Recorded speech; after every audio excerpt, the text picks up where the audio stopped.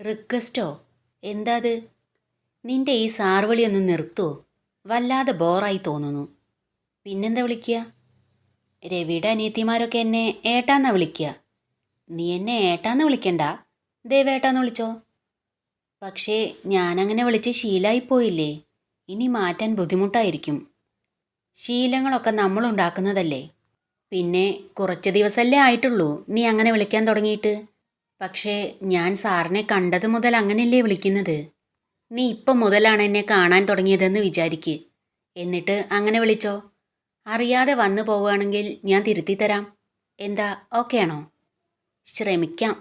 പക്ഷേ ആൾക്കാർ കേട്ട എന്താ വിചാരിക്കുക? എന്തു വിചാരിക്കാൻ? ഇപ്പം എല്ലാവരും നീ രവിയുടെ അനീതിയാണെന്നല്ലേ വിചാരിക്കുന്നത്. പിന്നെന്താ കുഴപ്പം? പക്ഷേ രവിയേട്ടൻ അങ്ങനെയല്ലല്ലോ വിളിക്കുന്നത്. രവിയോട് ഞാൻ കുറേ പറഞ്ഞു നോക്കിയതാ. എന്നാൽ അവൻ എന്നെ 3 വർഷത്തിൽ കൂടുതൽ ഞാൻ അറിയാതെ അങ്ങനെ വിളിച്ചുകൊണ്ടിരിക്കുകയായിരുന്നു. അതുകൊണ്ട് അവൻ അത് മാറ്റാൻ കഴിയുന്നില്ല. സാർ അറിയാതെ വിളിക്കേ.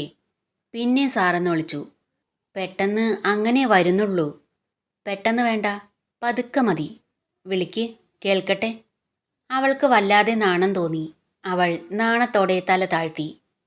വിളിക്ക്. അത് ദേവേട്ടാ. സന്തോഷം കൊണ്ട് അവൻ്റെ മുഖം വിടർന്നു. അവൻ ചിരിച്ചുകൊണ്ട് പറഞ്ഞു, ഇനി ഇങ്ങനെ വിളിക്കാവൂ. എന്നിട്ട് അവിടെയുള്ള സോഫയിൽ കിടന്നു. അതെ, രവിയേട്ടൻ സാറെന്ന് വിളിക്കുന്നത് അറിഞ്ഞിരുന്നില്ലെന്ന് പറഞ്ഞില്ലേ, അതെന്തുകൊണ്ടാ? അവൾ വീണ്ടും ചോദിച്ചു. എനിക്ക് മെൻ്റലായിരുന്നു, അതുകൊണ്ട്. മതിയോ? അവൻ കള്ളം പറയുകയാണെന്ന് വിചാരിച്ച് അവൾ അവൻ്റെ തലയിൽ ഒരു കൊട്ടു കൊടുത്തു. ആ, നീ എൻ്റെ തല തല്ലി പൊളിക്കുകയോ? വേണ്ടാത്തത് പറഞ്ഞാൽ തല തല്ലി പൊളിക്കുക മാത്രമല്ല, കൈയും കാലും തല്ലിയൊടിക്കുകയും ചെയ്യും. അവൻ പറഞ്ഞത് വിശ്വസിക്കാത്തതുകൊണ്ട് അവൻ അവളുടെ മുഖത്ത് നോക്കി ചിരിച്ചു. ഞാൻ ഒരു കാര്യം ചോദിക്കട്ടെ? അവൾ പെട്ടെന്ന് സീരിയസ് ആയി ചോദിച്ചത് കേട്ട് അവനൊന്ന് സംശയിച്ചു. ദേവേട്ടൻ്റെ അമ്മ? അത് കേട്ടതും അവൻ്റെ മുഖം മാറി. ദേഷ്യത്തോടെ അവൻ പറഞ്ഞു, എനിക്ക് അമ്മയില്ല, അച്ഛനുമില്ല, ആരുമില്ല. ഞാൻ അനാഥനാ. എന്തുകൊണ്ട് ദേവൻ അമ്മയെ ഇത്രത്തോളം വെറുക്കുന്നതെന്നറിയാതെ അവൾ ആകെ ആശയക്കുഴപ്പത്തിലായി. അവൾ വിഷമിച്ച് നിൽക്കുന്നത് കണ്ട് അവൻ പറഞ്ഞു, നീ പോയി കിടന്നോ, ഗുഡ് നൈറ്റ്.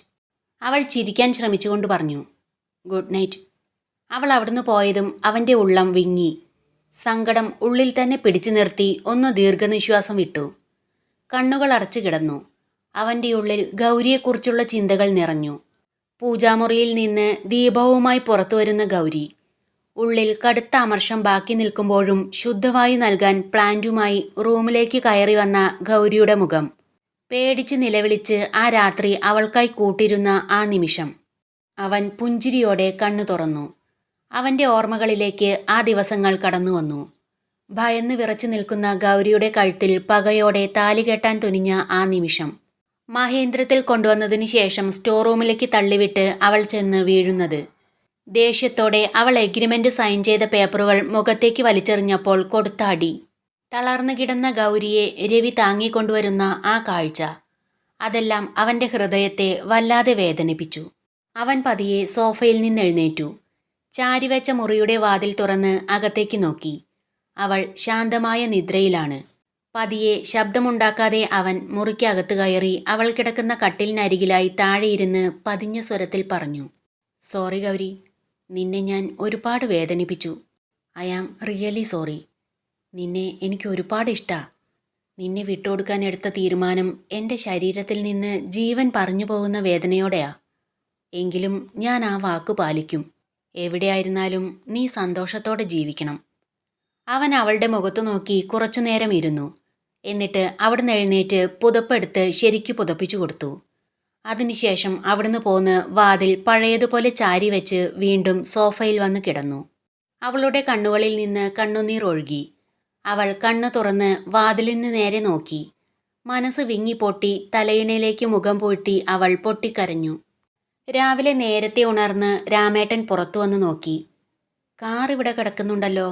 അപ്പോൾ കുഞ്ഞു രാത്രിയിൽ എത്തിയിട്ടുണ്ട്. എന്നാ വിളിച്ചില്ലേ? അതോ വിളിച്ചിട്ടും ഞാൻ ഉറക്കത്തിൽ കേട്ടില്ലേ? ചിലപ്പോൾ കാറിൻ്റെ ശബ്ദം കേട്ട് ഗൗരിമോള് വന്ന് വാതിൽ തുറന്നു കൊടുത്തിട്ടുണ്ടാവും എന്ന് വിചാരിച്ച് രാമേട്ടൻ വാതിൽ ചാരി അടുക്കളയിലേക്ക് പോയി. ഗൗരി പതിയെ ഉറക്കമുണർന്നു. അപരിചിതമായ ഒരു സ്ഥലം കണ്ട് അവൾ പെട്ടെന്ന് എഴുന്നേറ്റിരുന്നു. അപ്പോഴാണ് കിടന്നത് ഔട്ട് ഹൗസിലാണെന്ന് അവൾക്ക് ഓർമ്മ വന്നത്. അവൾ തലേന്നുണ്ടായ സംഭവങ്ങൾ ഓർത്തു. ഉള്ളിൽ ചെറിയൊരു നോവ് തോന്നി. പതിയെ എഴുന്നേറ്റ് ചെന്ന് ചാരിക്കിടക്കുന്ന ഡോർ തുറന്നു. സോഫയിൽ ശാന്തമായി ഉറങ്ങുന്ന ദേവനെ കണ്ട് അവളുടെ ചുണ്ടിൽ ചെറിയൊരു പുഞ്ചിരി വിരിഞ്ഞു. കുറച്ച് നിമിഷങ്ങൾ അങ്ങനെ നോക്കി നിന്ന ശേഷം അവൻ്റെ അരികിൽ ചെന്ന് സാർ എന്ന് വിളിക്കാൻ തുടങ്ങിയതും അവൾക്ക് പെട്ടെന്ന് ഓർമ്മ വന്നു. അവളുടെ മുഖം പെട്ടെന്ന് വിടർന്നു. ചെറിയൊരു മടി തോന്നിയെങ്കിലും അവൾ അത് വിളിക്കാൻ തന്നെ തീരുമാനിച്ചു. ദേവേട്ട, അവൾ വിളിച്ചു. ഒരു പ്രതികരണവും ഉണ്ടായില്ല. അവൾ വീണ്ടും വിളിച്ചു. ദേവേട്ട. അവൻ ഉണർന്നു.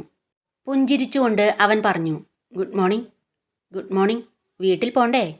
അവൻ അവിടുന്ന് എഴുന്നേറ്റു. ഇരുവരും പുറത്തിറങ്ങി ഡോർ ലോക്ക് ചെയ്തു. മഹേന്ദ്രത്തിൻ്റെ മുന്നിൽ ചെന്ന് ദേവൻ കോളിംഗ് ബെൽ അടിക്കാൻ ശ്രമിച്ചതും അവൾ കൈ തടഞ്ഞു. എന്നിട്ട് പതിയെ ഡോർ തള്ളി തുറന്നു. ഡോർ അടയ്ക്കാതെയാണോ കിടന്നിരിക്കുന്നത്? അവൻ പതിയെ ചോദിച്ചു. രാമേട്ടൻ എഴുന്നേറ്റ് വന്ന ദിവസവും ഈ ഡോർ തുറക്കാറുണ്ട്. രാവിലെ രവിയേട്ടന് കയറി വരാൻ വേണ്ടി ശീലിച്ചതാ. അത് ഇപ്പോഴും ചെയ്യുന്നുണ്ട്. അവളും പതിഞ്ഞ സ്വരത്തിൽ പറഞ്ഞു. ഇരുവരും അകത്ത് കയറി പതിയെ ഡോർ ചാരിവെച്ച് മുന്നോട്ട് നടന്നു. അവർക്ക് പിരിയേണ്ട വഴിയിലെത്തിയപ്പോൾ രണ്ടുപേരും അവിടെ നിന്നു. പരസ്പരം നോക്കി. ദേവൻ പുഞ്ചിരിയോടെ പറഞ്ഞു, പൊയ്ക്കോ. അവളും അവൻ്റെ മുഖത്തു നോക്കി ചിരിച്ചു. അവിടുന്ന് റൂമിലേക്ക് പോയി ഡോർ തുറന്ന് അകത്ത് കയറുന്നതിനു മുൻപ് അവൾ ഒന്നുകൂടി തിരിഞ്ഞു നോക്കി. ദേവൻ അപ്പോഴും അവളെ തന്നെ നോക്കി അവിടെ നിൽക്കുന്നുണ്ടായിരുന്നു. അവൾ വീണ്ടും അവൻ്റെ മുഖത്തു നോക്കി ചിരിച്ചതിന് ശേഷം അകത്ത് കയറി ഡോർ അടച്ചു. അവൻ്റെ മുഖം പെട്ടെന്ന് മങ്ങി. വലിയൊരു നിരാശ അവൻ്റെ മുഖത്ത് പ്രതിഫലിച്ചു. വേദനയോടെ ഒന്നുകൂടി അവളുടെ റൂമിൻ്റെ ഡോറിലേക്ക് നോക്കിയതിന് ശേഷം അവൻ സ്റ്റെയർകേസ് കയറിപ്പോയി.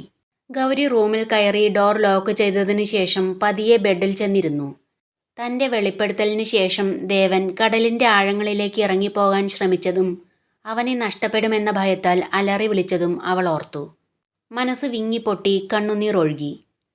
എല്ലാം പറഞ്ഞ് അവസാനിപ്പിച്ച് ഇവിടുന്ന് ഇറങ്ങണമെന്നായിരുന്നു മനസ്സിൽ തീരുമാനിച്ചത്. എല്ലാം തുറന്നു പറഞ്ഞിരിക്കുന്നു. എന്നാൽ ഒന്നും അവസാനിപ്പിക്കാൻ കഴിയുന്നില്ല. എന്തിനാ എൻ്റെ മനസ്സ് ഇത്രയേറെ വേദനിക്കുന്നത്? അവൾ വിറയലോടെ തൻ്റെ കഴുത്തിൽ കിടക്കുന്ന താലിച്ചരട് കയ്യിലെടുത്തു. താലിയിലേക്ക് നോക്കി വിരലുകൾ കൊണ്ട് മുറുകെ പിടിച്ച് നെഞ്ചോട് ചേർത്ത് അവൾ പൊട്ടിക്കരഞ്ഞു. കുളിച്ച് വേഷം മാറിയതിന് ശേഷം ഗൗരി കിച്ചണിലേക്ക് ചെന്നു. ഇന്ന് മോള് എഴുന്നേൽക്കാൻ വൈകിയോ? ചായ എടുത്തു കൊടുത്തുകൊണ്ട് രാമേട്ടൻ ചോദിച്ചു. കുറച്ച് വൈകി രാമേട്ടാ. ഇന്നലെ കുഞ്ഞ് എപ്പോഴാണ് വന്ന് കിടന്നത്? ഞാൻ അറിഞ്ഞതേയില്ല. ബെല്ലടിക്കുന്ന ശബ്ദം കേട്ടില്ല. കുറച്ച് കഴിഞ്ഞതും വന്നു രാമേട്ടാ. മോളാണോ വാതിൽ തുറന്നു കൊടുത്ത്? അതെ. ഞാൻ ചായ രവിക്കും സുഭാഷിനും കൊണ്ടുകൊടുത്തിട്ട് വരട്ടെ. ഗൗരി ചായ കുടിച്ചു കഴിഞ്ഞ് കപ്പ് കഴുകി വെച്ച് പറഞ്ഞു. ഞാൻ കൊടുക്കാം രാമേട്ടാ, തന്നോളൂ. അവർക്കുള്ള ചായയുമായി ഗൗരി അവർ കിടക്കുന്ന റൂമിന് മുന്നിൽ ചെന്ന് വിളിച്ചു. സുഭാഷ് വാതിൽ തുറന്നപ്പോൾ ഗൗരി പറഞ്ഞു, ഗുഡ് മോർണിംഗ്. രവിയേട്ടൻ എഴുന്നേറ്റില്ലേ എന്ന് ചോദിച്ചുകൊണ്ട് അവൾ അകത്തേക്ക് കയറി. അപ്പോഴാണ് രവി ഉണരുന്നത്.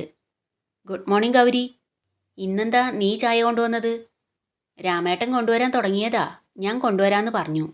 ഇന്നലെ രാത്രി റൂമിലുണ്ടായിരുന്നില്ലേ ഗൗരി? സുഭാഷ് അത് ചോദിച്ചപ്പോൾ ഗൗരി ഒന്ന് ഞെട്ടി. അവൾ പരിഭ്രമത്തോടെ പറഞ്ഞു, ആ ഉണ്ടായിരുന്നു. ഞാൻ വന്ന് നോക്കിയായിരുന്നു. റൂമിൽ കണ്ടില്ല. ഒരു 12 മണി കഴിഞ്ഞിട്ടുണ്ടാവും. ദേവൻ സാറിൻ്റെ കൂടെ എവിടുന്നോ കാറിൽ വന്ന് ഇറങ്ങുന്നുണ്ടായിരുന്നല്ലോ. എന്നിട്ട് രണ്ടാളും ഇവിടേക്ക് വരാതെ എന്തിനാ അപ്പുറത്തുള്ള ആ റൂമിലേക്ക് പോയത്? ഗൗരിയുടെ മുഖം ആകെ വിളറി വെളുത്തു. അവൾ എന്തു പറയണമെന്നറിയാതെ ആകെ വിയർത്തു.